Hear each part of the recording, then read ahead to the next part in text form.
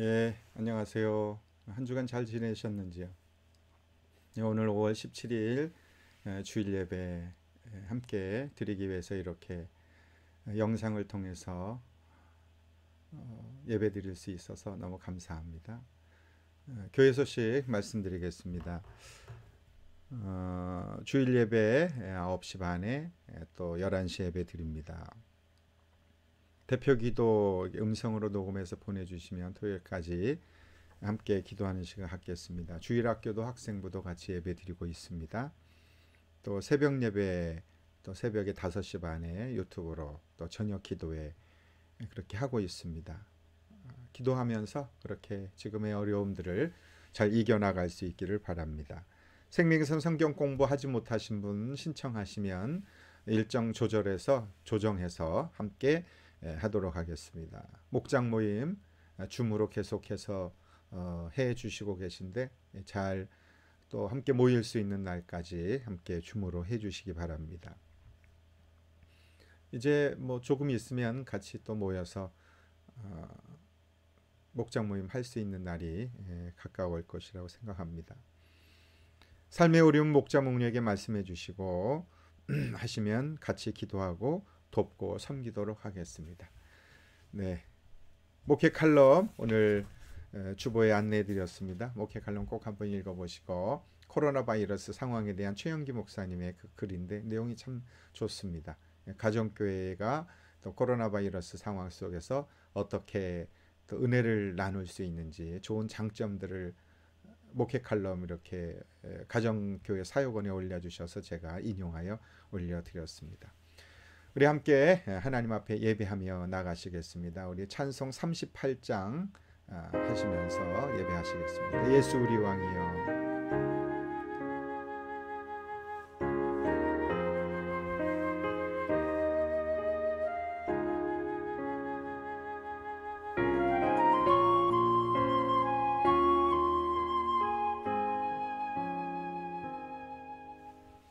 예수 우리 왕이여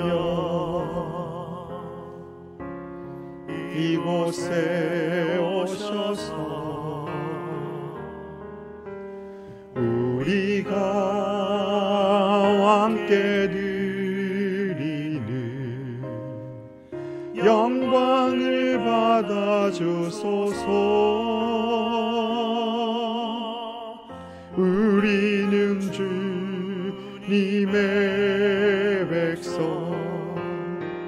주님은 우리 왕이라. 왕이신 예수님 오셔서 좌정하사 다스리소서.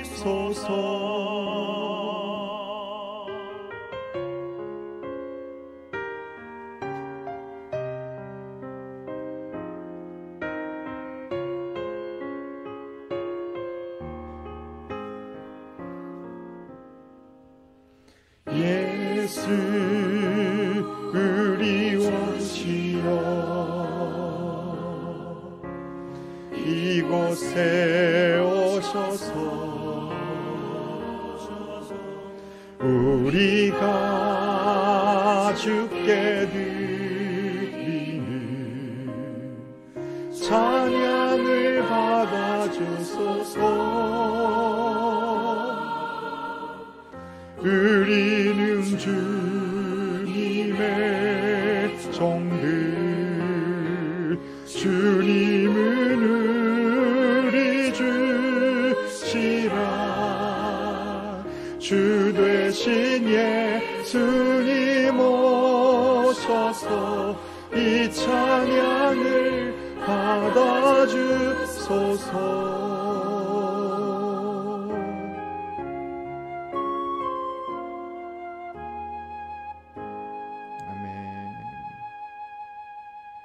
우리 사도신경으로 신앙 고백하시겠습니다.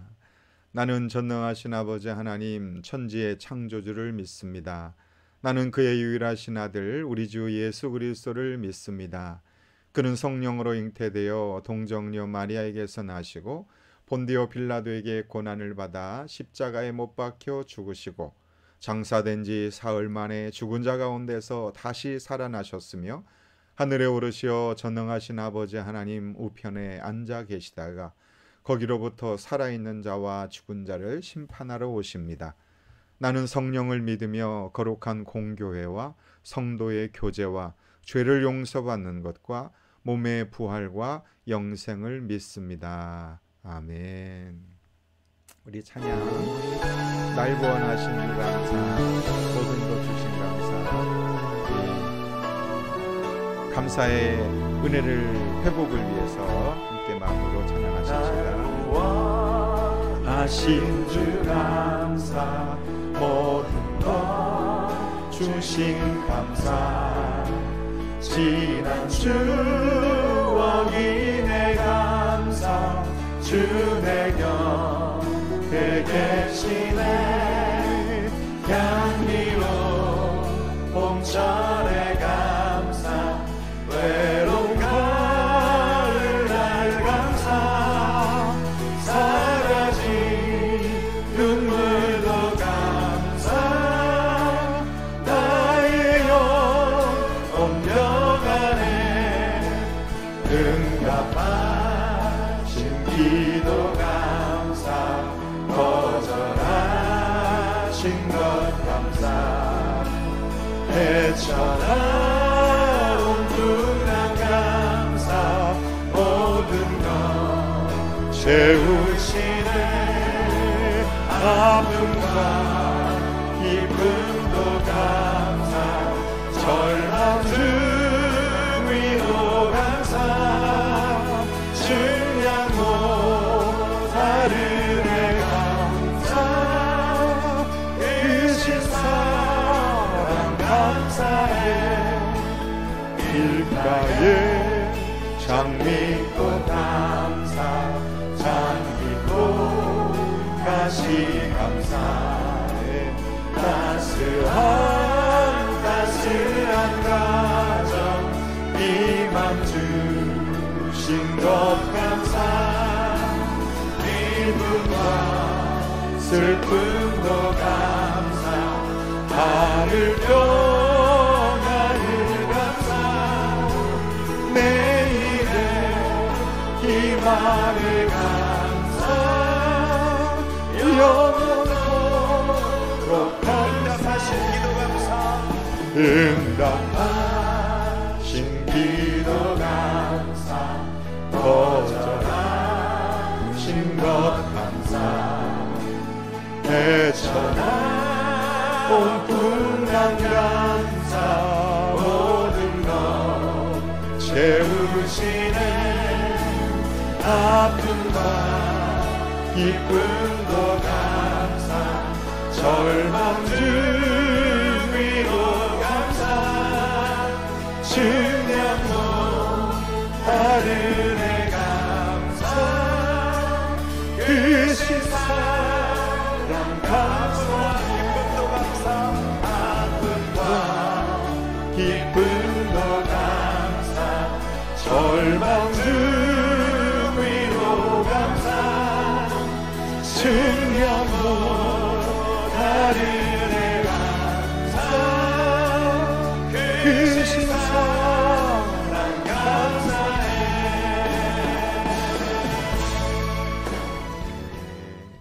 우리 함께 이 시간 기도하도록 하겠습니다. 우리 구경원 목자이십니다. 하나님 아버지 감사합니다. 한 주간도 각자의 처소에서 안전하게 지켜주시고 주님의 날에 온라인이지만 예배드리게 모든 여건을 허락하심을 감사합니다. 그동안 하나님의 놀라우신 섭리 안에 우리가 모여서 예배드리고 삶을 나누었던 것들을 감사합니다.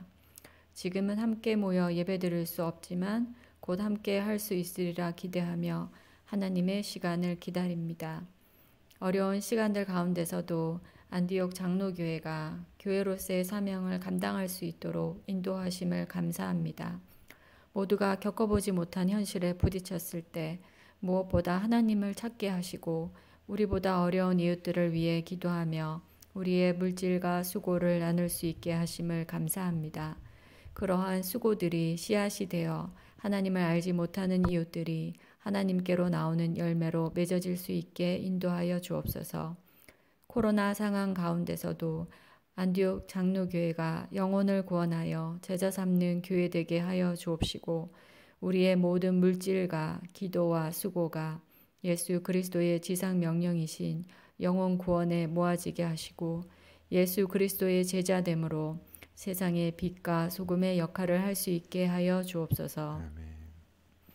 민만교 담임 목사님의 영육간의 강건함을 허락하여 주옵시고, 사모님과 그 자녀들에게 건강과 지혜와 형통함의 복을 허락하여 주옵소서. 말씀 전하실 목사님께 성령으로 강하게 붙잡아 주시옵시고, 말씀의 선포가 있을 때 영상을 통해 듣는 것이지만 성도들의 삶에 놀라운 역사가 있게 하여 주옵소서. 하나님의 살아계심을 날마다 체험하며 감사하는 안디옥 성도들 되게 하여 주옵소서. 코로나 상황에서도 가정교회를 섬기는 목자와 목녀들 함께 하셔서 목원들을 위한 기도가 응답되어지게 하시고, 섬김에 부족함이 없도록 물질과 건강을 허락하여 주옵소서. 또 이러한 때에 도움이 필요한 VIP들을 잘 돌아볼 수 있도록 인도하여 주옵소서. 교회의 유치부와 초등부, 중고등부와 청년부에 함께 하셔서 영상으로 예배 드릴 때에도 경건함을 잊지 않게 하시고, 그들의 평생에 하나님을 인정하는 지혜를 허락하여 주옵소서. 성도들에게 함께 하셔서 비자 문제, 건강 문제, 물질의 문제 모두 다 주님 앞에 내어놓고 신령과 진정으로 예배드리게 하여 주옵소서. 그들과 함께 하셔서 나음의 역사가 있게 하여 주옵시고, 문제 해결의 역사가 있게 하여 주옵소서. 또한 이 예배를 방해하는 사단마귀 역사가 예수님의 이름으로 묶임받게 하여 주옵소서. 이 예배에 성령님 임재하여 주옵소서. 각 가정에서 예배를 드리는 모든 성도들에게 하나님의 은혜가 넘쳐나게 하여 주옵소서. 예배의 시종일관을 주님께 맡기며 예수님 이름으로 기도했습니다. 아멘.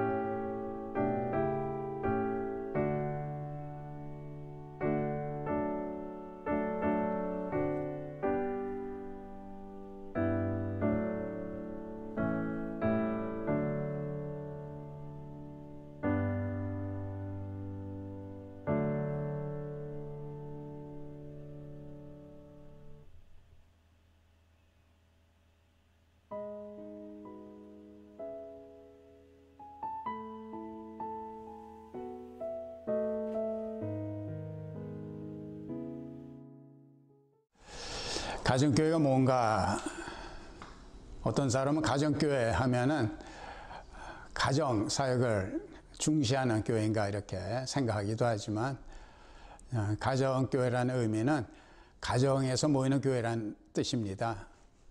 일반 교회와 다를 거 없습니다. 그런데 일반 교회는 그냥 주일날 큰 건물에서 모이지만은 우리는 작은 그룹들이 가정에서 모입니다. 그래서 가정에서 모이는 교회다 해서 가정교회라고 합니다. 가정교회도 겉으로 보기에는 일반교회와 다를 것 없습니다. 주일 예배도 있고 또 어린이 주일학교도 있습니다. 내용과 추구하는 것이 다를 뿐입니다. 일반 교회는 대부분 소그룹이 있습니다. 그런데 구역이나 또 셀, 다락방 이런 거는 교회 부속 기관입니다. 근데 이제 가정교회는 그것이 아니고 각 가정교회가 교회 본질적인 기능을 다하는 예배, 전도, 교육, 선교까지 다하는 그런 공동체입니다. 또 가정교회 책임자를 목자라고 하는데 그냥 단순한 소그룹 리더가 아니라 안 믿는 사람에게 복음을 전해서 이 사람들을 제자로 만드는 교회 본질적인 이런 목표를 위해서 일하는 일종의 개척교회 목사와 같은 역할을 맡고 있습니다. 그래서 휴스턴 서울교회 예를 들자면은 약 200개의 가정교회가 모여서 휴스턴 서울교회를 이루고 있는 것입니다. 우리가 가정교회를 하는 이유는 신약 성경 읽어보면은 등장하는 교회들이 다 가정에서 모이는 교회, 가정교회였습니다. 이 로마를 뒤엎었던 그 교회 힘이 가정교회를 통해서 나타났습니다. 더 큰 이유는 예수님께서 꿈꾸셨던 교회 공동체는 가족 공동체였기 때문에 그렇습니다. 마태복음 12장에 보면 예수님의 어머니와 형제들이 예수님을 찾아왔는데 예수님에게 이 말을 전하니까 예수님께서 누가 내 어머니고 내 형제냐? 하나님의 뜻대로 하는 사람이 내 어머니고 내 형제다 이러셨습니다.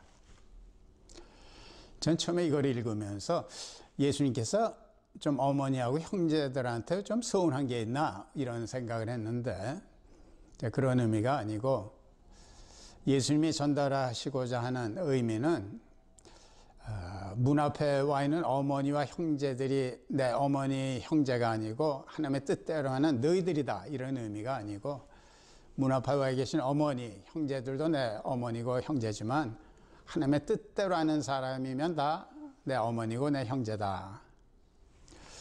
장차 생겨날 교회 공동체를 예고하고 계신 것입니다.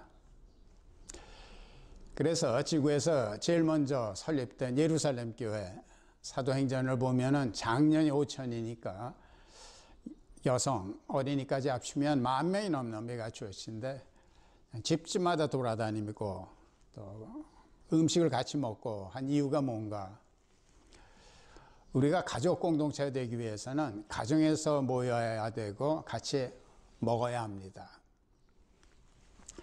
그래서 저희들은 성경적인 교회이고 예수님이 꿈꾸셨던 교회이기 때문에 가정교회라는 겁니다. 그런데 그런 교회를 하려고 노력을 하니까 정말 성경적인 열매가 있습니다. 믿지 않을 것 같은 사람들이 믿게 되고요. 도저히 변할 것 같지 않은 사람들이 변하고 참 무엇보다도 교회에 기쁨이 있습니다. 저는 여러분들 마음속에서도 주님이 꿈꾸셨던 그 교회, 성경적인 교회를 해보고 싶은 이런 욕구가 있으리라 믿습니다. 그런 욕구에 응하셔서 많은 분들이 가정교회를 시도했으면 좋겠습니다. 가정교회에서는 목회자를 위한 세미나를 제공하고 있습니다. 아래 보시면은 국제가족의 사역원 홈페이지 주소가 있을 테니까 거기 들어가서 보시면 목회자 세미나 일정이 나와 있으니까 한번 살펴보시고 웹 주소를 기억하기 힘드신 분들은 검색 엔진에 검색창에 가정교회 사역원 치시면은 국제가선 홈피가 나오고 거기서 목회자를 위한 세미나 일정을 발견할 수 있을 것입니다. 가정교회 사역원 최영기 목사님께서 가정교회가 무엇인지 잘 설명해 주셨습니다. 우리 안디옥 교회도 가정교회로 개척을 했습니다. 2018년 3월 달에 첫 예배를 드렸습니다. 이제 올해로 2019, 2020 이제 2년이 지났고 이제 3년 차를 향해 가고 있습니다. 하나님께서 좋은 목자 목녀들 헌신하게 해주시고 영혼을 구원하여 제자 삼는 이미 예수님 믿는 사람들보다 아직 예수 믿지 않은 사람들에게 더 관심을 가지고 그들을 마음에 품고 섬기는 것을 우리 안디옥 교회의 가장 중요한 철학과 사명으로 삼고 있고 또 그런 열매가 있기를 주님 앞에 기도하고 또 그런 열매가 나타나고 있습니다. 주님께서 꿈꾸시는 그런 교회 아름답게 함께 세워나갈 수 있어서 너무 감사하고 또 영상으로 이렇게 예배드릴 수 있어서 감사합니다. 오늘 하나님께서 주신 말씀 함께 보시겠습니다. 오늘 말씀은 신명기 16장 1절에서 17절까지 말씀입니다. 신명기 16장 1절에서 17절까지 말씀인데요. 제가 준비한 말씀 자막에 준비한 것 보도록 하겠습니다. 신명기 16장 1절에서 17절까지입니다. 1절입니다. 당신들은 아비법을 지켜 주 당신들의 하나님께 유월절 제사를 드려야 합니다. 이는 아비벌 어느 날 밤에 이 아비벌은 이스라엘 사람들의 1월 달을 말합니다. 1월 달. 주 당신들의 하나님이 당신들을 이집트에서 건져내셨기 때문입니다. 당신들은 주님께서 자기의 이름을 두려고 택하신 그곳에서 양과 소를 잡아 주 당신들의 하나님께 유월절 제물로 바쳐야 합니다. 누룩을 넣은 빵을 이 제물과 함께 먹으면 안 됩니다. 이래 동안은 누룩을 넣지 않은 빵, 곧 고난의 빵을 먹어야 합니다. 이는 당신들이 이집트에서 땅에서 나올 때에 급히 나왔으므로 이집트 땅에서 나올 때의 일을 당신들이 평생토록 기억하게 하려 함입니다. 엿새 동안은 누룩을 넣지 않은 빵을 먹고 이렛날은 주 당신들의 하나님 앞에서 성회로 모이십시오. 당신들은 어떤 일도 해서는 안 됩니다. 그로부터 7이레를 세는데 밭에 있는 곡식의 낫을 대는 첫날부터 시작하여 7이레를 세십시오.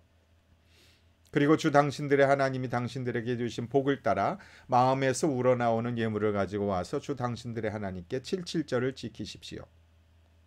당신들은 주 당신들의 하나님이 그의 이름을 두려고 택하신 그곳에서 당신들과 당신들의 아들과 딸과 남종과 여종과 성 안에서 같이 사는 레위 사람과 떠돌이와 고아와 과부까지도 함께 주 당신들의 하나님 앞에서 즐거워해야 합니다.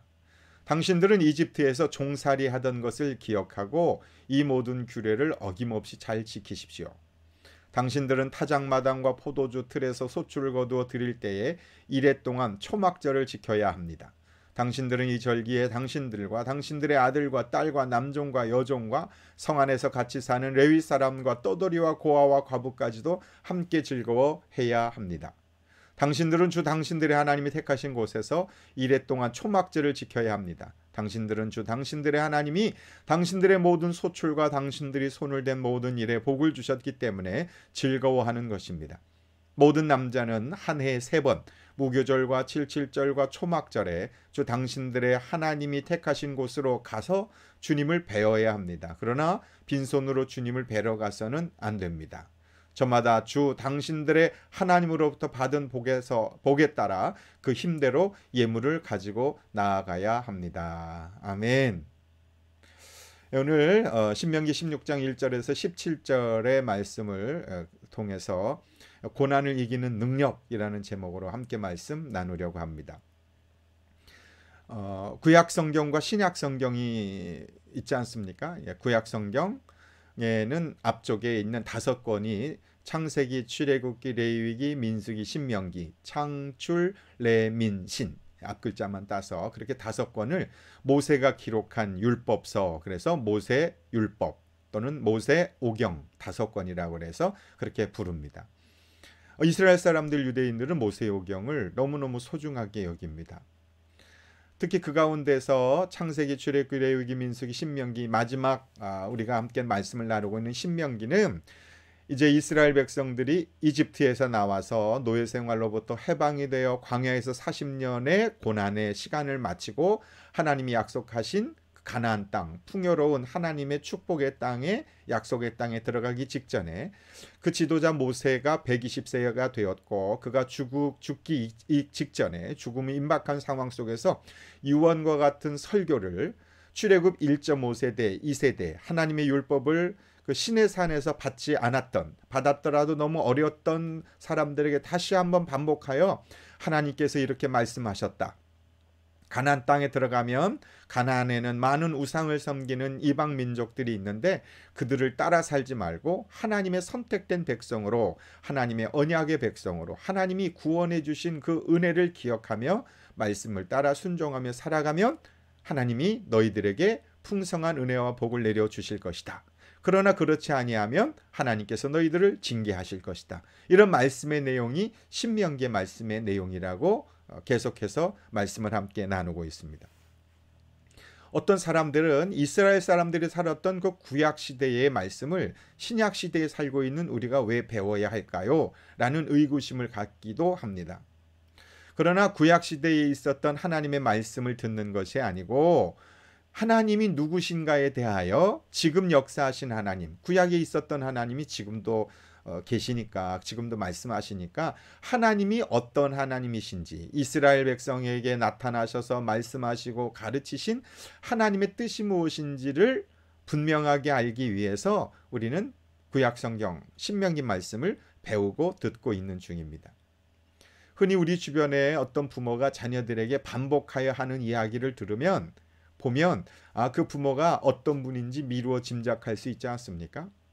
너 무슨 수를 써서라도 돈은 많이 벌어야 돼. 돈이 제일이야. 돈 없으면 고생해. 무시당해. 라는 말을 반복하여 한다면 그 부모의 가치관 그리고 부모가 어떤 사람인가 생각할 수 있죠. 만약에 자녀에게 잠잘 땐 항상 기도하고 말씀 읽어라. 예배가 소중하다. 양보하고 어려운 사람 보면 그냥 지나치지 말고 도와라. 만약 이런 말을 반복하여 하는 부모라면 그 부모님은 어떤 분인지 우리가 예상해 볼 수 있고 예측할 수 있지 않습니까? 마찬가지로 하나님께서 이스라엘 백성들에게 반복하여 하신 말씀을 들으면서 하나님은 이런 분이시구나. 하나님이 이런 것 싫어하시는구나. 하나님이 이런 것 기뻐하시는구나. 이스라엘 백성들이 하나님이 원하시고 기뻐하시는 것을 따라 살지 못해서 나라가 어려움을 당했고 그리고 하나님께서 그들을 징계하셨구나. 이런 것들을 우리가 배울 수 있죠. 그래서 하나님이 누구신지에 대해서 배울 수 있는 가장 좋은 방법은 오늘 말씀을 통해서 하나님의 말씀을 듣는 것이다 했습니다.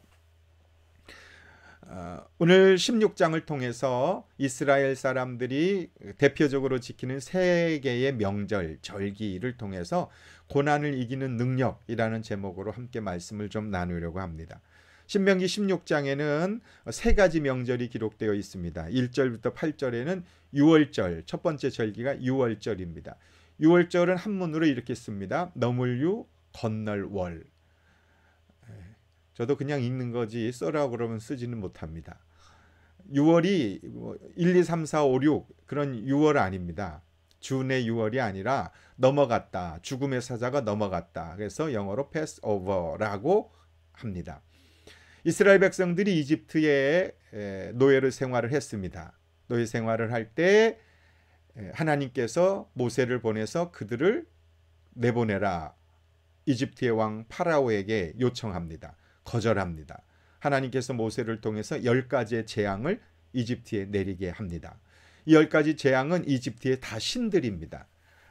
강이 피로 변한 것, 그들은 나일강을 신으로 섬겼는데 신과의 싸움에서 개구리, 이, 파리, 독종, 수많은 전염병, 메뚜기, 그리고 흑암으로 변하는 것, 그리고 맨 마지막에 장자의 재앙, 짐승이든 사람이든 첫 번째로 난 생명의 시작이 이제 죽음을 당하는 그런 재앙이 마지막 10번째 재앙입니다. 그러나 하나님께서는 이스라엘 백성들에게 양을 잡아 그 양을 문틀에 문설주에 바르라. 그럼 죽음의 사자가 피해갈 것이다. 그래서 이스라엘 백성들은 그 말을 듣고 양의 피를 문틀에 발랐고 죽음의 사자가 그 집 안으로 들어오지 않아 이스라엘 백성들의 장자는 다 살아남았다. 그래서 죽음의 사자가 넘어갔다. 그것이 유월절의 유래이고 절기이고 이스라엘 백성들이 구원받은 그런 절기가 바로 유월절입니다. 이스라엘 사람들에게 그래서 설날은 1월달입니다. 신년이. 그래서 아비벌 1월달이고 우리가 지금 달력인 태양력으로는 3월과 4월이 바로 유대인들의 1월에 해당됩니다. 이 월절에는 어떻게 절기를 지키라고 했는가? 3절 말씀에 누룩을 넣은 빵을 이재물과 함께 먹으면 안 됩니다. 그러니까 유월절과 무교절은 같이 부릅니다. 유월절은 1월 14일, 첫날은 유월절이고요. 그리고 그 다음 날부터 6일은 무교절이라고 부릅니다. 무교병을 먹는 절기다. 그래서 유월절 안엔 무교절이 포함되어 있다 생각하시면 됩니다. 이래 동안은 누룩을 넣지 않는 빵, 고난의 빵을 먹어야 합니다.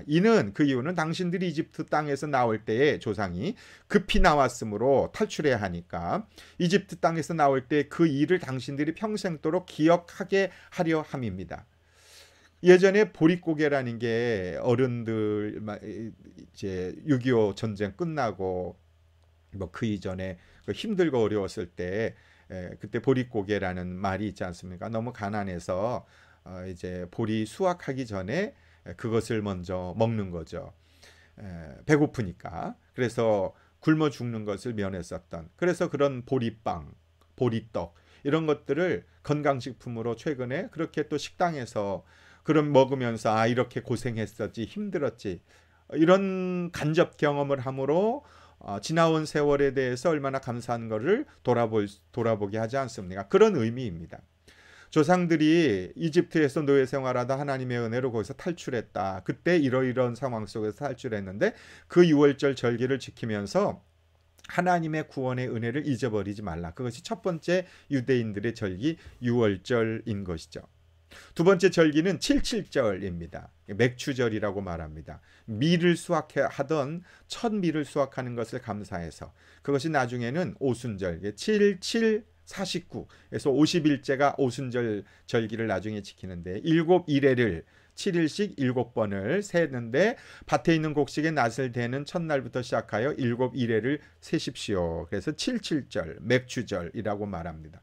그래서 오순절을 헬라어로 50일을 펜테코스테라고 말해서 오순절 순복음, 펜테코스타 처치라고 말하지 않습니까? 그래서 오순절 교회가 또 이제 오순절 날 성령 강림이 임했고 그것을 우리는 성령 강림절로 지키고 있습니다. 그래서 아까 말씀드린 유월절은 부활절에 해당이 되고 구원의 은혜, 죽음에서 생명으로 나온 은혜가 유월절, 그리고 이 칠칠절 맥추절은 성령 강림절에 해당이 되죠. 또 세 번째 절기는 초막절입니다. 13절 당신들은 타작마당과 포도주 틀에서 소출을 거두어 드릴 때 가을에 추수 때에 드리는 예배입니다. 이래 동안 초막절을 지켜야 됩니다. 초막절은 무엇인가 하면 광야에서 그들이 생활할 때 텐트 치고 살았지 않습니까? 풀로 만든 텐트 이런 것에 살았는데 그것을 기억하면서 그런 가운데서도 하나님이 비를 내려주시고 태양을 빛을 주셔서 농사 잘 지은 것에 대한 감사의 예배를 드리는 절기가 초막절 또는 장막절이라고도 말합니다. 텐트 쳤다, 장막이라고. 이 절기는 추수감사절에 해당이 되겠죠. 이 절기에는 어떻게 해야 되는가? 하나님이 주신 복에 대해서 감사하라. 초막절을 지켜라. 당신들이 손을 댄 모든 일에 복을 주셨기 때문에 즐거워한다. 라고 하는 것이죠. 그래서 이스라엘 사람들의 3대 절기 유월절 또는 무교절 또 칠칠절 초막절 이렇게 세 절기가 가장 대표적인 절기고 지금도 유대인들은 이 절기를 지킨다고 합니다. 유월절 음식을 아이들과 함께 먹으면서 이 빵은 왜 이스트를 넣지 않고 부풀리지 않고 맛이 없는 이 빵을 먹어요? 어린아이가 물어보면 그때 이야기를 해준답니다. 아, 그러니까 우리 조상들이 이집트에서 노예 생활을 했는데 하나님의 은혜로 거기서 구원받았어, 건진받았어. 그래서 이 땅에 지금 살고 있는 거야. 그 은혜를 잊어버리지 않기 위해서 이렇게 이 빵을 먹으면서 무교병을 먹으면서 7일 동안 먹는 거죠. 먹고 그리고 쓴나물 첫 그 유월절에 먹었던 그 음식을 먹으면서 양을 잡아서 먹으면서 그렇게 조상들에게 베풀어 주신 하나님의 은혜를 기억하는 절기, 그것이 유월절이지요. 초막절도 이렇게 뉴욕 맨하탄의 빌딩을 가진 유대인들이 세계에서 가장 많은 부자들이 많이 있지 않습니까? 맨하탄 빌딩에서 자기 빌딩에서도 텐트 저렇게 쳐놓고 저 풀을 야자수 같은 걸 갖다 놓고 그렇게 초막절을 지금도 지킨답니다. 철저하게 조상들에게 물려주신 하나님의 은혜 신앙을 이어나가는 것이죠. 그러면 이 세 절기 유교절 또는 또 무교절 또 그리고 초막절 이런 것들을 초막절 그리고 칠칠절 초막절을 통해서 하나님 우리에게 무엇을 말씀하고 계시는가? 첫 번째로는요. 이 말씀입니다. 16장 2절 말씀에 보면 유월절에 당신들은 유월절입니다. 당신들은 주님께서 자식의 이름을 두려고 택하신 그곳에서 양과 소를 잡아 주 당신들의 하나님께 유월절 제물로 바쳐야 됩니다. 유월절은 아무 데서나 지킬 수 없습니다. 하나님이 택하신 곳으로 가라 이거죠. 성전이겠죠. 지금으로 말하면 교회, 예배당일 수 있습니다. 교회당일 수 있습니다. 그곳으로 가서 유월절을 예배를 드리고 제물을 드려라. 또 11절에도 말씀해 보면 주 당신들의 하나님이 이름을 두려고 택하신 그곳에서 그곳으로 가라고 이야기합니다. 또 15절에도 하나님이 택하신 곳에서 초막절을 지키라. 택하신 그곳에서.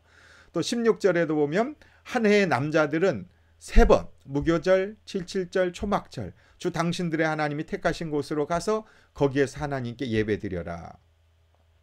남자들은 그래서 1년 3번 최소한 1년에 3번은 다 함께 모여서 모든 이스라엘 백성들이 다 모여서 하나님 앞에 예배를 드리라고 명령하신 것입니다.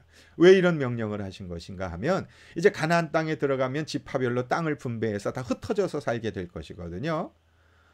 그러면 그들이 모이지 아니하면 그냥 가까운 땅이 아니고 굉장히 넓은 땅이니까 사방팔방 흩어져서 지파별로 살다 보면 그곳에 있는 우상을 섬기고 그들이 동화되어서 변질되고 왜곡식될 가능성이 너무 많다라는 걸 하나님이 아셨던 것이죠. 그래서 최소한 1년에 3번은 다 함께 모여서 우리가 한 백성이고 한 민족이고 하나님의 은혜로 구원받았다라고 하는 것을 재확인하는 공동체성, 연합성, 연대성, 일체성을 갖도록 하기 위해서 1년에 3번은 다 함께 다 모여라 그렇게 말씀하신 것이죠. 그래서 장소를 정해주신 것이죠. 하나님께서는 이렇게 함께 모여 공동체성을 확인하는 것을 요구하시고 기대하시고 원하십니다. 사람들도 가족들이 아무리 형제자매 어려서 같이 자라도 떨어져서 너무 오랫동안 살면 서먹서먹해지지 않습니까? 명절에 1년에 한두 번 추석 설날 만나면 얼마나 반갑습니까? 근데 지금 저희들은 이제 해외에 나와서 살다 보니까 물론 전화 통화는 하지만 그래도 자주 만나고 얼굴을 보고 함께 이야기를 나눌 때 그럴 때 더 친밀감이 생겨지는 거 아닙니까? 그런 것처럼 하나님의 영적인 가족이라면 공동체라면 구원받은 백성이라면 하나님이 정해놓으신 장소에 가서 함께 모여 예배드릴 것을 하나님 말씀하십니다. 공동체성을 공동체의 비전을 연대감을 항상 주지하고 확인하라 점검하라는 것이죠. 하나님은 공동체로 존재하십니다. 성부 하나님, 성자 하나님, 성령 하나님, 삼위일체 하나님이십니다. 창세기에도 보면 창세기 2장 18절에 남자가 혼자 있는 것이 좋지 못하니 그를 돕는 사람 그에게 알맞은 짝을 만들어 주겠다. 남자가 혼자 있는 것을 하나님이 좋지 않게 여기셔서 아내를 주신 것입니다. 혼자 있는 걸 좋아하지 않으십니다. 함께 있는 것. 그래서 공동체로 있기를 원하세요. 또 예수님께서도 요한복음 17장 21절에 제자들을 위해서 이렇게 기도합니다. 아버지께서 내 안에 계시고 내가 아버지 안에 있는 것처럼 그들도 제자들도 하나가 되어 우리 안에 있게 하십시오. 공동체를 잘 이루게 하십시오. 화평케 하십시오. 사랑하게 해주십시오. 예수님께서 그렇게 제자들을 위해서 기도하셨습니다. 또 마태복음 6장 9절에도 너희는 이렇게 기도하라. 제자들이 기도를 가르쳐달라고 했을 때 예수님 기도를 가르치십니다. 일명 주 기도문이죠. 하늘에 계신 우리 아버지 그 이름을 거룩하게 하여 주시며 우리 아버지라고 그랬습니다. 내 아버지 아니고 제자들을 포함하여 우리의 아버지 하나님이라고 부른 것이죠. 그래서 하나님께서는 예수님께서는 공동체를 소중하게 여기십니다. 교회를 귀하게 여깁니다. 하나님은 우리가 공동체를 건강하게 이루길 원하십니다. 근데 요즘은 개인주의 성향이 너무 강합니다. 그래서 신앙생활을 자기중심적으로 자기 생각으로 하려는 경향성이 너무나 많이 있습니다. 출장이나 여행, 여가를 즐기려는 사람들이 많아지면서 꼭 예배당에 모여서 예배드릴 필요가 있어? 영상으로 예배하면 되지? 물론 지금처럼 어쩔 수 없는 상황 속에서 영상이라도 예배를 드릴 수 있다면 그것은 감사한 일입니다. 마땅히 그리 해야 합니다. 그러나 예배를 드리러 갈 수 있음에도 불구하고 얼마든지 그렇게 할 수 있는데 그렇게 하지 않는 것에 대해서 하나님이 말씀합니다. 그것은 건강한 신앙생활이 아니다라는 것이죠. 어떤 사람은 예수는 나는 믿어요. 그러나 교회는 싫어요. 예수 믿는 사람은 싫어요. 그러나 그것은 정말로 예수 믿는 사람이라고는 볼 수 없습니다.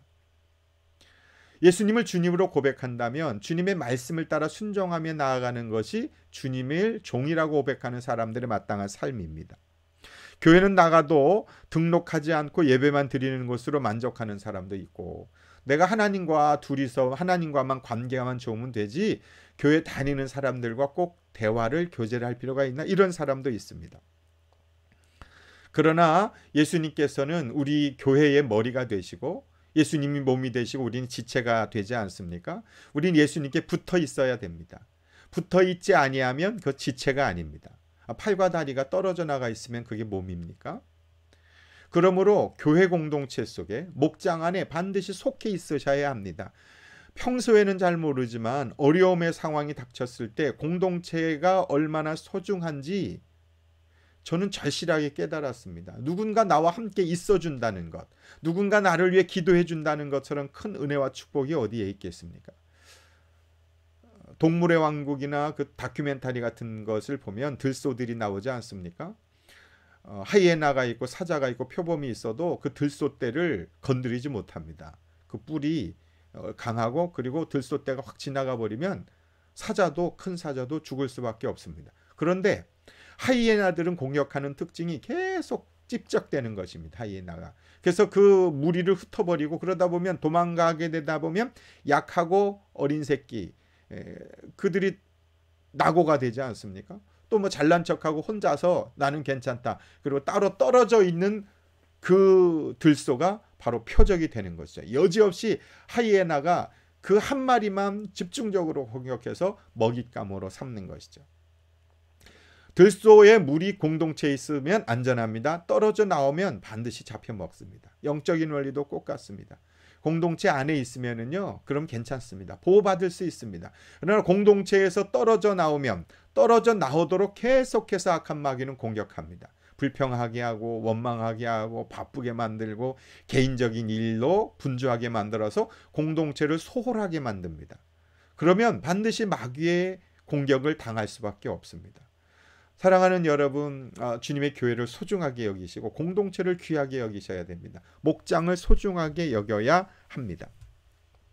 교회의 수준이 바로 나의 수준이고 또 교회가 행복해야 내가 행복하고 공동체의 은혜가 넘쳐야 그래야 내 삶에도 은혜가 넘칠 수 있다. 성경은 그렇게 말씀합니다. 그래서 나더러 주님 주님 하는 사람이라고 해서 다 하늘나라에 들어가는 것이 아니다. 하늘에 계신 내 아버지의 뜻대로 행하는 사람이라에 들어간다. 하나님의 뜻대로 행한다는 것이 무엇일까요? 모든 것을 말씀에 순종한다는 것이 아니라 하나님의 뜻이 무엇인지 아는 사람을 말합니다. 하나님의 뜻은 공동체성을 회복하라. 공동체를 소중하게 여기라. 그것이 하나님의 뜻입니다. 예수님을 주님이라고 고백하면서 주님의 몸된 교회의 공동체성을 소홀하게 여기지 말 것을 오늘 말씀을 통해 깨닫습니다. 만약에 여러분이 어떤 비즈니스를 하는데 직원이 좀 능력은 좀 부족해도 탁월하면 좋지만 그러나 그 식당 사장과 한 마음이 돼서 한 뜻이 돼서 그렇게 일을 해 나간다면 그것처럼 감사한 일이 어디 있겠습니까? 그런데 능력은 탁월하지만 공동체를 다른 직원과 갈등하고 문제를 만들고 사장이 요구하는 것에 대해서 반대를 하고 거부하고 자기 마음대로 그렇게 한다면 그런 직원을 고용해서 쓸 사장이 어디 있겠습니까? 공동체가 중요한 것입니다. 하나님께서 우리에게 말씀하신 공동체의 사명, 공동체 비전, 공동체의 연대성을 위해서 헌신하고 섬기는 것, 기도하는 것 너무너무 중요합니다. 혼자 신앙생활을 하면 믿음이 자랄 것 같지만 믿음은 공동체 안에서 성장합니다. 나와 다른 사람들과 의 관계를 잘 맺어가는 훈련을 통해서 우리의 신앙도 성장해 나가는 것이죠. 최근에 이태원의 클럽에 다녀온 그 몇몇 사람, 그 한 사람이 자기가 거기를 다녀왔다는 것을 숨김으로 인하여 학원 또 과외하는 아이들에게 그리고 그 부모들에게 가족들에게 코로나 바이러스를 전염시켰다라는 것을 보면서 한 사람이 얼마나 중요한지를 알게 되지 않습니까? 한 사람이 주변에 있는 이태원 전체를 나라 전체를 아이들이 학교 가는 전체를 그거를 막아버리는 결과를 그도 물론 의도한 것은 아니지만 그랬다 하더라도 이 우리나라가 공동체가 너무 소중하구나. 한 사람이 아니구나. 이 코로나 바이러스 상황을 통해서 우리는 절실하게 지금 배워나가고 있습니다.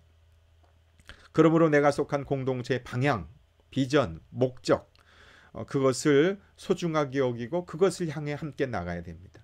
내가 가진 생각이 아무리 훌륭하고 그것은 개인적 탁월이지만 탁월성이 있다 할지라도 공동체에 속하면 공동체의 비전과 목적과 방향에 따라 함께 연합해야 합니다. 그래야 하나님이 그 공동체를 통해서 부어주신 은혜와 복을 누릴 수 있습니다. 안디옥 교회는 영혼을 구원하여 제자 삼는 교회가 우리 공동체의 비전입니다. 이미 예수님 믿는 사람 말고 아직 예수님 모르는 사람들에게 복음을 전하는 것, 그들을 잘 섬겨서 주님을 만날 수 있도록 하는 것, 그렇게 해서 단 몇 사람만이라도 구원받고 세례를 받을 수 있다면 교회가 세워진 충분한 비전과 사명은 완성하는 것입니다.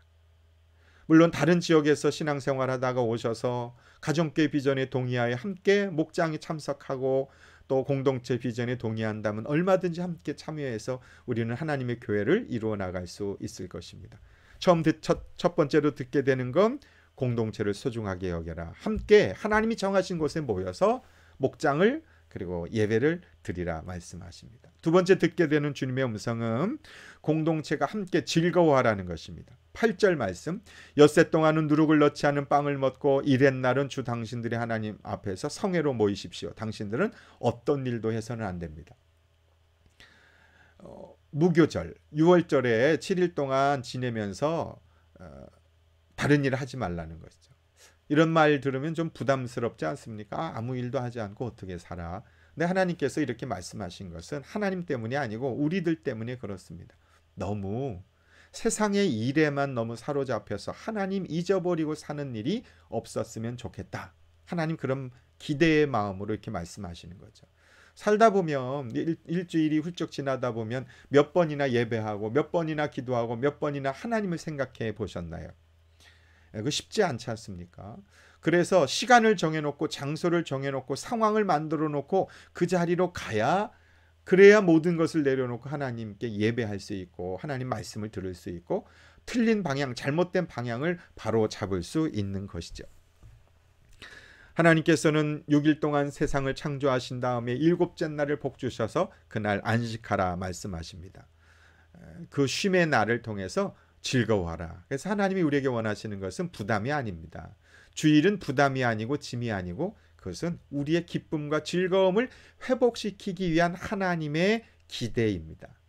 그래서 주일을 성수하시는 것이 그것이 하나님이 주신 은혜와 기쁨이 회복될 수 있고 그럴 때 우리는 세상에 나가서 또 그 기쁨으로 은혜로 믿음의 삶을 잘 살아갈 수 있는 것이죠. 11절 말씀을 보세요.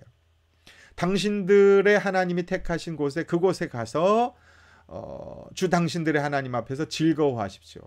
하나님 우리에게 원하시는 것 쉬라고 그러는 것은 우리가 즐거움을 회복하라는 것입니다. 15절에도 당신들이 손에 댄 모든 일에 복을 주셨기 때문에 즐거워하는 것입니다. 하나님 우리에게 원하시는 것은 즐거움입니다.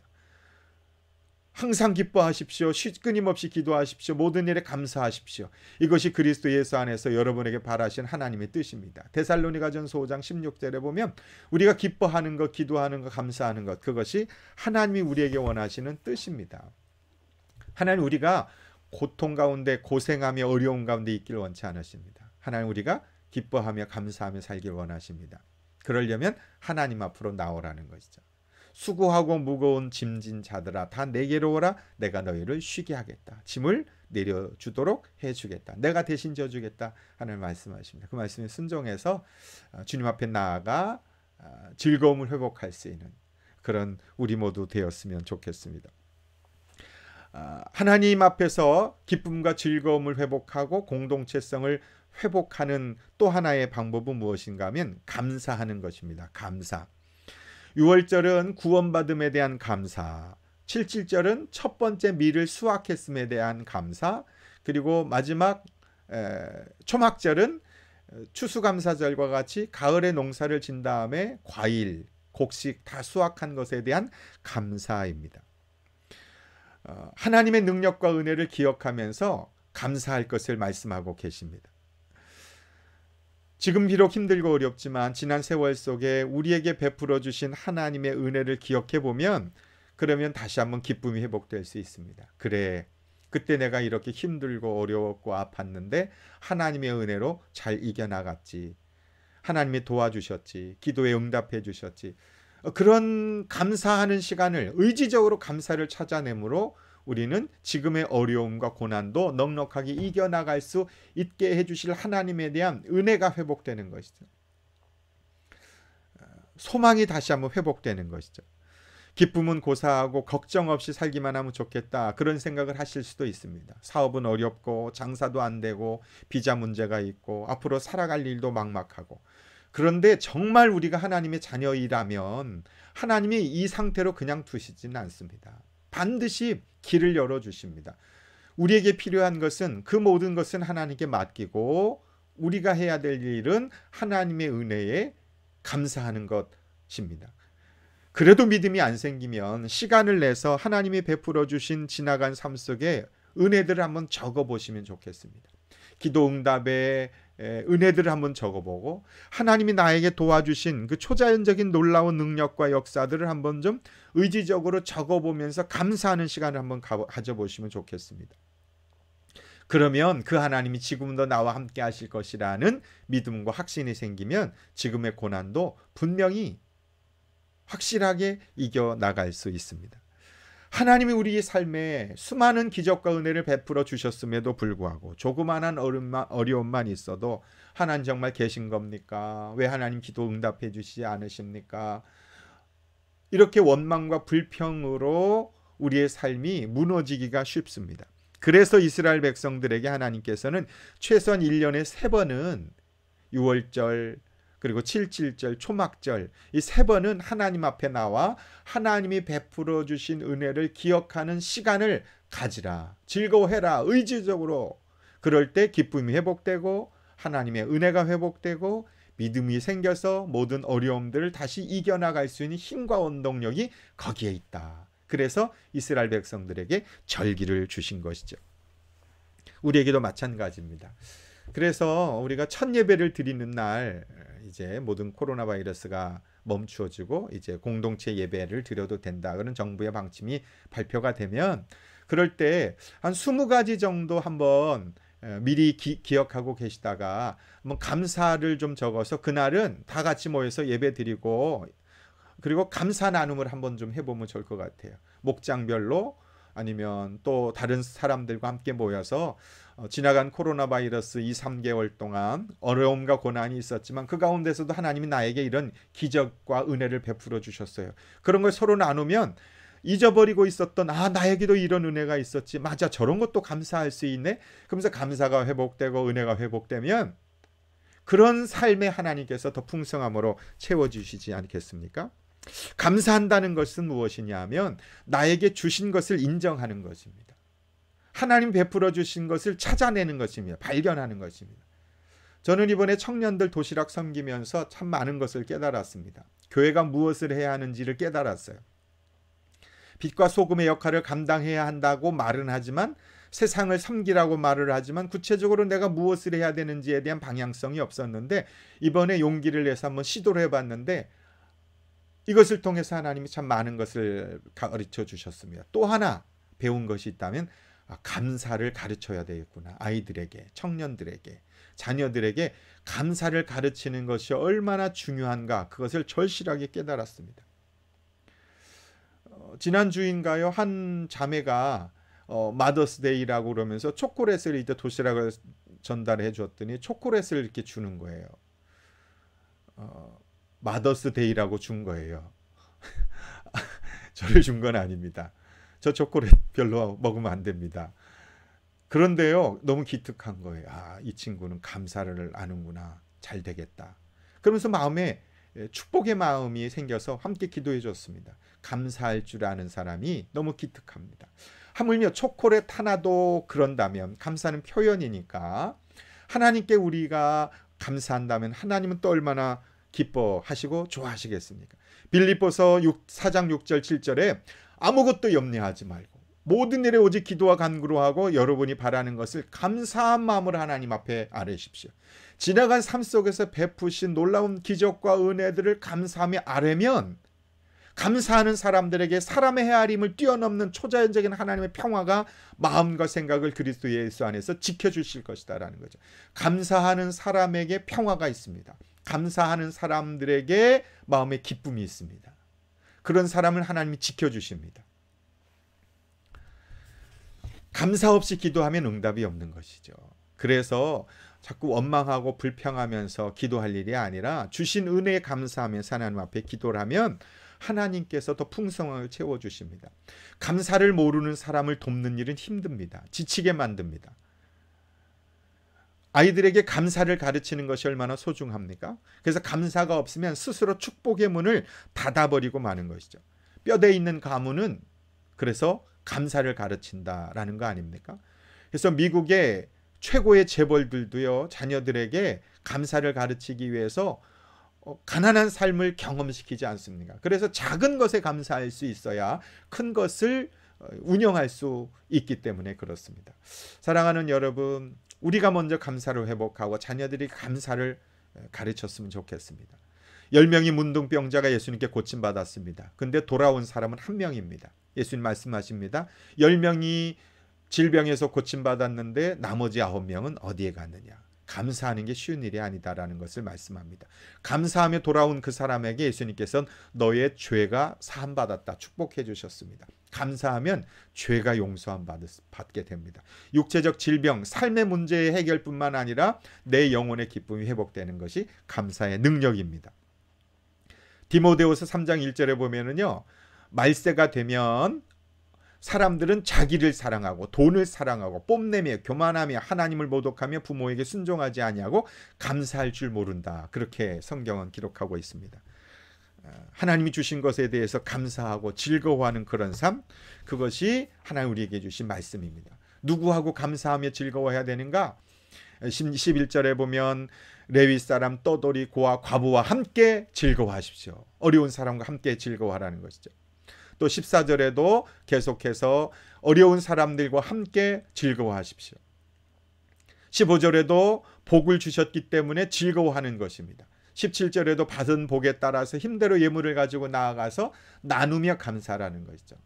감사의 실천이 필요합니다. 내게 주신 하나님의 은혜를 주변과 나누는 것 너무 필요합니다. 여러분, 내가 힘들어서 벌은 돈이라고 생각하면 절대로 나눌 수가 없습니다. 내 것인데 그것을 어떻게 다른 사람에게 줄 수 있습니까? 생태학자 최재천 교수라는 분이 인간이 욕심 때문에 이 코로나, 사스 이런 게 생긴다는 것이죠. 먹지 말아야 될 것들에 대한 욕심으로 먹음으로 거기에만, 동물에만 있는 그 바이러스가 결국은 인간에게 전염되어 오는 것이다. 하나님께서 사람에게 먹으라고 주신 것이 있습니다. 그것만 먹으면 되는데 공연한 것에 더 많은 것을 먹으려고 욕심을 내다가 이런 바이러스와 같은 상황들이 만들어진다라고 이야기하는 것을 들었는데 정말 그런 것 같습니다. 자연을 소중하게 여기고 주신 것에 대해서 감사할 줄 아는 사람이 건강하게 살아갈 수 있습니다. 하나님께서 여러분에게 주신 것을 나 혼자만의 기쁨으로 만족하시지 마시고 그것을 주변과 나누었으면 좋겠습니다. 아무리 돈이 많아도 미래에 대한 불안함이 있는 사람은요, 나눌 수가 없습니다. 이게 없어질 줄 모르는데 안 좋은 일이 생기면 어떻게 하나, 이런 걱정 때문에 자꾸 쌓아두려고 하지만 그래도 염려와 불안은 사라지지 않습니다. 하나님께서 나에게 주신 것을 감사하는 사람들이 주변 사람과 나눌 수 있습니다. 고린도후서 9장 6절에 적게 심는 사람은 적게 거두고 많이 심는 사람은 많이 거둡니다. 각자 마음에 정한 대로 해야 되고 아까워하면서 내거나 마지못해서 하는 일은 없어야 합니다. 하나님께서는 기쁜 마음으로 내는 사람을 사랑하십니다. 하나님께서는 여러분에게 온갖 은혜가 넘치게 하실 수 있습니다. 그러므로 여러분은 모든 일에 언제나 쓸 것을 넉넉하게 가지게 되어 온갖 선한 일을 얼마든지 할 수 있게 될 것입니다. 하나님의 허락해 주신 은혜들을 나누면 간증을 나누고 감사를 나누고 물질을 나누고 시간을 나누시면 하나님께서 더 풍성한 것으로 채워주신다고 말씀합니다. 너무 내 것 그러면서 아까워하고 시간 아까워하고 섬기는 거 아까워하고 나누는 것을 아까워하시면 더 인색하게 되고 그런 불안하게 되고 하나님의 복을 누릴 수 없습니다. 오늘 말씀을 통해서 무엇을 깨닫습니까? 고난을 이기는 능력은 공동체를 소중하게 여기셔야 됩니다. 공동체와 함께 즐거워하시고 공동체와 함께 감사하시고 공동체와 함께 나누시고 공동체와 함께 기쁨과 즐거움과 고난을 함께 나누시면 반드시 지금의 모든 어려움을 넉넉하게 이겨나가게 될 것입니다.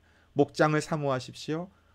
교회를 위해서 축복하고 기도하고 사랑하시는, 그래서 공동체의 복을 풍성히 누리는 우리 모든 성도님들 되실 수 있기를 주님의 이름으로 축복합니다. 기도하시겠습니다. 하나님 감사합니다. 고난을 이겨나가는 지혜를 오늘 말씀을 통해 저희들에게 주셨는데 하나님 이 말씀 잘 신천해서 함께 어려움을 이겨나가고 함께 즐거워하고 함께 감사하는 우리 모두 안디옥교회 성도님 될 수 있도록 복을 내려 주옵소서. 예수님의 이름으로 간절히 기도드립니다. 아멘. 아멘. 우리 예물 드리도록 하겠습니다. 찬송 429장 찬양하면서 예물 드리겠습니다.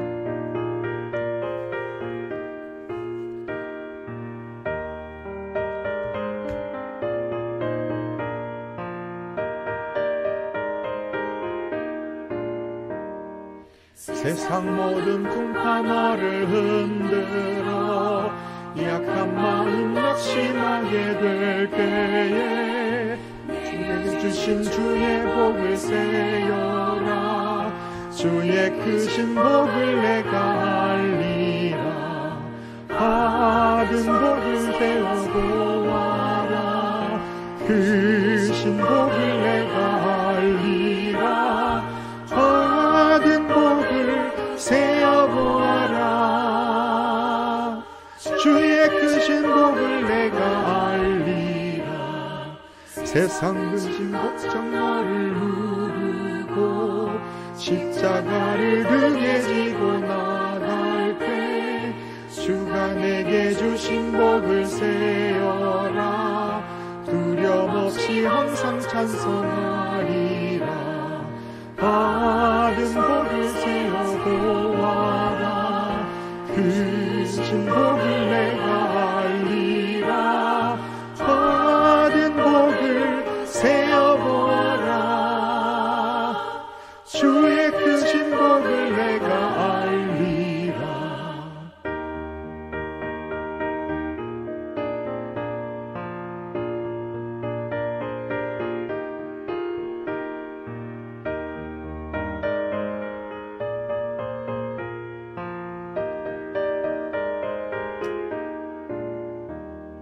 세상 권세 너의 앞길 막을 때 주만 믿고 낙심하지 말아라.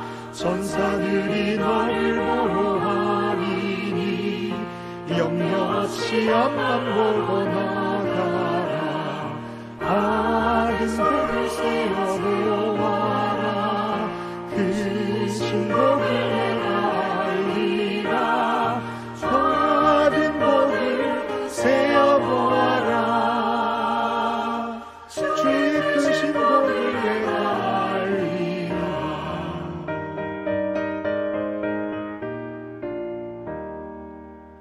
아멘.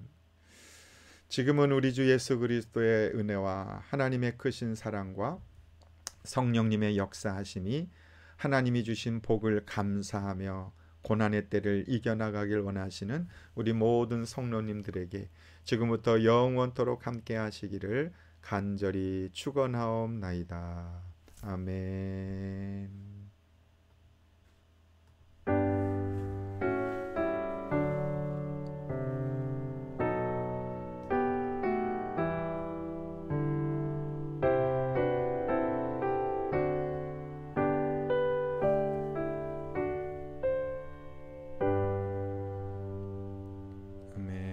감사합니다. 한 주간 승리하시고요. 건강하십시오. 시간이 너무 지연된 것 같아서 제가 영상 아까 보지 못했는데요.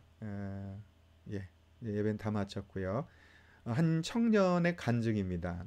굉장히 감동이 있어서 준비를 했는데 보시겠습니다.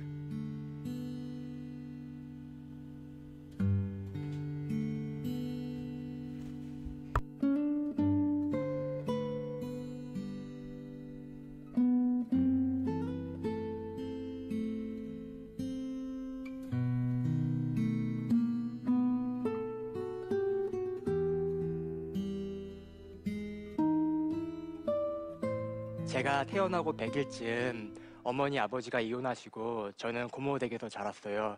너무 어렸을 때라서 고모를 엄마라고 부르며 자랐어요. 9살쯤에는 새엄마라는 분의 집으로 가게 됐어요. 아버지는 어떠한 일로 교도소에 오래 계셨고 저는 처음 보는 새엄마와 살아야 했어요. 그렇게 살다가 제가 중학교 3학년 때 새엄마께서 갑자기 이제는 너를 못 키워준다 하시면서 무작정 쫓아내셨어요. 갈 곳이 없는 저는 이제 친척과 할머님이 계신 수원으로 갔어요. 그렇게 말이 나오니까 할머니께서 나서셔서 키워주시겠다고 하셨어요. 그때는 이미 할머님이 80이 다 된 나이셨어요. 부모님 없이 자란 저를 할머님은 굉장히 안쓰럽게 생각해 주셨어요. 그렇게 해서 할머님이랑 둘이 살게 됐는데 할머님이 받으시던 노인연금 10만 원으로 생활을 하게 됐어요.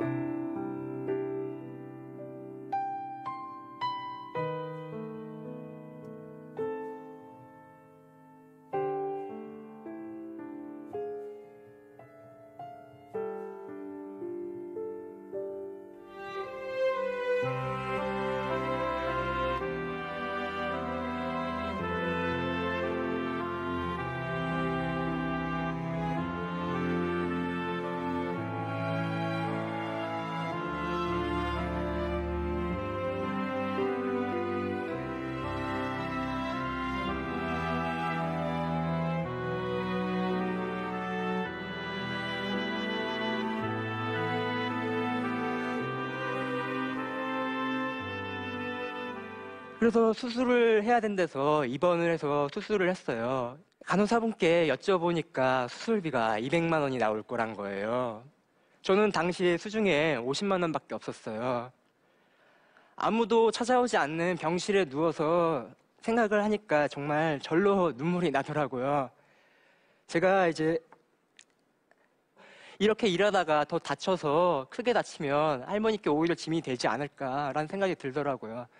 그래서 공부로 성공을 하자, 퇴원을 하면 당장 공부를 시작하자라고 생각하고 다짐을 했어요.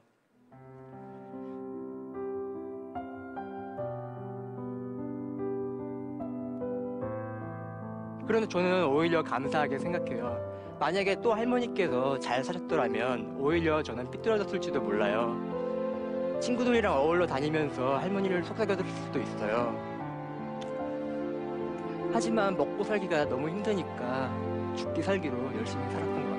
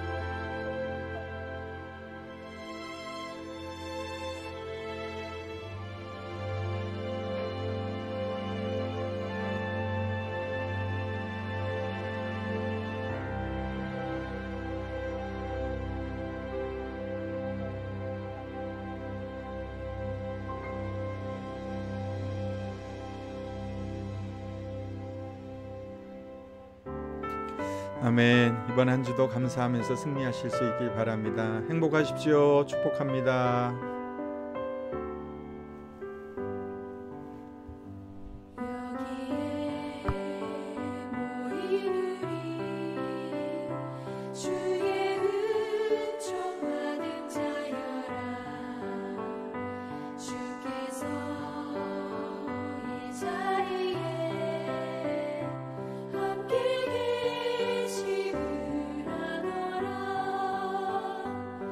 언제나